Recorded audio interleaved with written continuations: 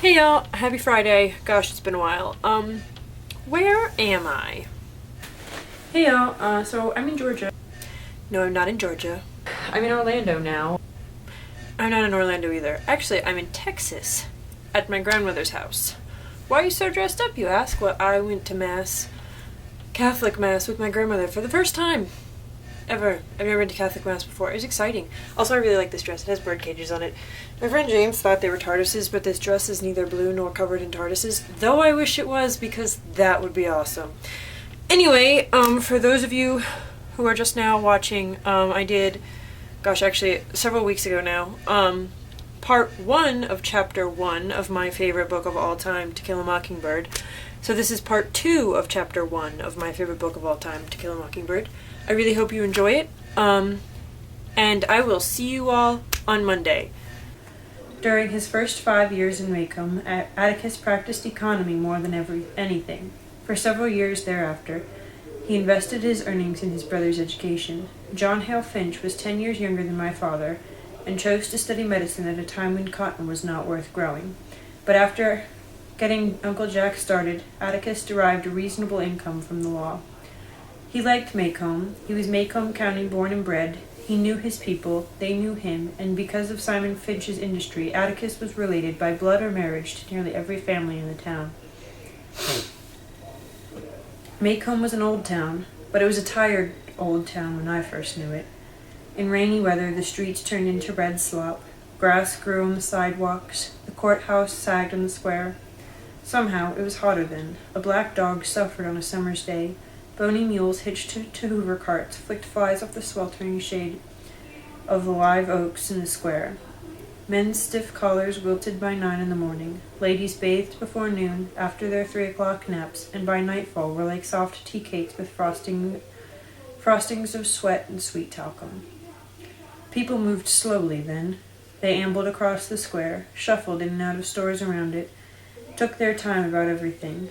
The day was 24 hours long, but seemed longer. There was no hurry, for there was nowhere to go, nothing to buy, and no money to buy it with, nothing to see outside the boundaries of Macomb County.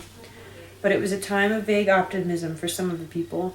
Macomb County had recently been told that it had nothing to fear but fear itself. We lived on the main residential street in town, Atticus, Gemini, plus Calpurnia, our cook. Gemini found our father satisfactory. He played with us, read to us, and treated us with a courteous detachment. Calpurnia was something else again. She was all angles and bones. She was nearsighted. She squinted. Her hand was as wide as a bed slat and twice as hard. She was always ordering me out of the kitchen, asking me why I couldn't behave as well as Jem when she knew he was older, calling me home when I wasn't ready to come. Our battles were epic and one-sided. Calpurnia always won, mainly because Atticus always took her side. She had been with us ever since Jem was born, and I had felt her tyrannical presence as long as I could remember. Our mother died when I was 2, so I never felt her absence. She was a Graham from Montgomery. Atticus met her when he was first elected to the state legislature. He was middle-aged then. She was 15 years his junior. Jem was a product of their first year of marriage. 4 years later I was born, and 2 years later our mother died from a sudden heart attack. They said it ran in her family. I did not miss her, but I think Jem did. He remembered her clearly, and sometimes in the middle of a game he would sigh at length and then go off and play by himself behind the car house. When he was like that, I knew better than to bother him. When I was almost 6 and Jem was nearly 10, our summertime boundaries, within calling distance of Miss Calpurnia, were Miss Henry Lafayette Du Bois's house 2 doors to the north of us, and the Radley place 3 doors to the south. We were never tempted to break them. The Radley place was inhabited by an unknown entity, the mere description of whom was enough to make us behave for days on end. Mrs. Du Bois was just plain hell. That was the summer Dill came to us. Early one morning, as we were beginning our day's play in the backyard, Jem and I heard something next door in Miss Rachel Haverford's collard patch. We went to the wire fence to see if there was a puppy Miss Rachel's rat terrier was expecting. Instead, we found someone sitting looking at us. Sitting down, he wasn't much higher than the collards. We stared at him until he spoke. Hey yourself, Jem said pleasantly. I'm Charles Baker Harris, he said. I can read. So what? I said. Just thought you'd like to know I can read. You got anything that needs reading, I can do it. How old are you? Asked Jem. 4.5?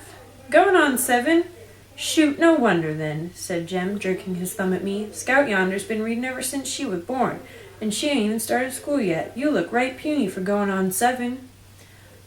I'm little, but I'm old, he said. Jem brushed his hair back to get a better look. Why don't you come over, Charles Baker Harris, he said. Lord, what a name. It's not funnier than yours. Aunt Rachel says your name's Jeremy Atticus Finch. Jem scowled. I'm big enough to fit mine, he said. Your name's longer than you are, but it's a foot longer. Folks call me Dill, said Dill, struggling under the fence. Do better if you go over instead of under it, I said. Where'd you come from? Dill was from Meridian, Mississippi, was spending the summer with his aunt, Miss Rachel, and would be spending every summer in Maycomb from now on. His family was from Maycomb County originally. His mother worked for a photographer in Meridian, had entered his picture in a beautiful child contest and won $5. She gave the money to Dill, who went to the picture show 20 times on it. Don't have any pictures here except Jesus ones in the courthouse sometimes, said Jem. Ever seen anything good? Dill had seen Dracula, a revelation that moved Jem to eye him with the beginning of respect. Tell it to us, he said. Alright, y'all, that's it for right now. Have an awesome weekend, and I'll see y'all on Monday.